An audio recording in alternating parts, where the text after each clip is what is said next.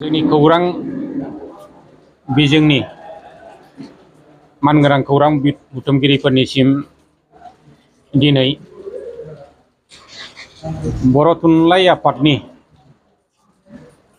मुंख्लं सान फोरबो फालिनायाव बाहागो लाफैनाय आरो फोसावनो थाखाय नाजावना लानाय मानगोनां बिजों खौरां बुथुमगिरिफोरनिसिम गोजोननायखौ बावहरबाय। जेखि जादोला दिनैहाय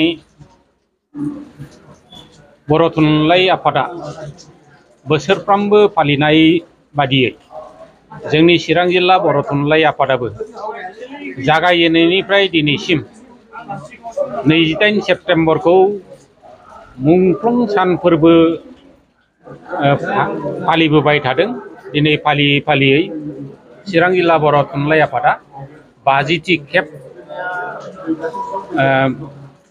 आगान होफैबाय। बे आगान होफैनायाव दिनैहाय जोंनि चिरां जिल्ला बर' थुनलाइ आफादा टुक्राझार गुदि बर' थुनलाइ आफादनि सिङाव थानाय चिरां आफादसालि, बे चिरां आफादसालियाव जोङो बेखौ खुंफुंनो थाखाय आखायाव लादों। आरो बे खुंफुंनायाव जोङो जोंनि चिरां जिल्लानि बेन्दोङाव थानाय जोंनि दैदेनगिरिफोर, जोंनि थुनलाइगिरि, जोंनि समाज दैदेनगिरि गासिखौबो जोङो रावखौबो बासियालासेनो, राजखान्थिगिरिफोरखौबो रावखौबो हेव खालामालासेनो साफ्रोमखौबो लेंहरनाय जादों। दा बावहाय सोर फैयो सोर फैया बेखौ जोङो जोंनिफ्राय जेबो गाज्रि मोननाय थाया। जायखिया जोंहा बर' थुनलाइ आफादै मोनसे उदां आफाद हिसाबै जोङो जेब्लायबो साफ्रोमखौबो जोंनि बर' फिसाफोरखौ जोङो साफ्रोमखौबो बहाय बाहागो लाजानायखौ लुबैबाय थायो आरो जोङो लेंबाय थादों। मानि सायाव सावरायनाय जागोन जिहेतु दिनै मुंख्लं सान? जोङो दिनैहाय बे मुंख्लं सानावहाय जोंनि मुंख्लंफोरनि मुङै जोङो आलासि लाबोखादों।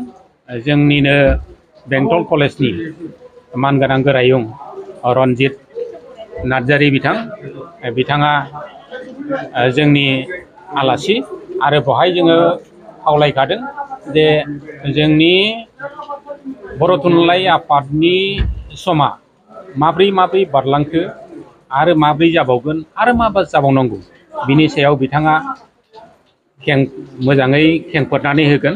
जों आसा खालामो बिथाङा बेफोरखौ लानानैनो जोंनि बे ओनसोलाव, नैबे टुक्राझार ओनसोलनि जि रायजो राजाफोर आरो जोंनि माखासे मोनथिदोंब्लाबो बावनानै थानाय बेफोरबादिखौ रायखांनानै होगोन।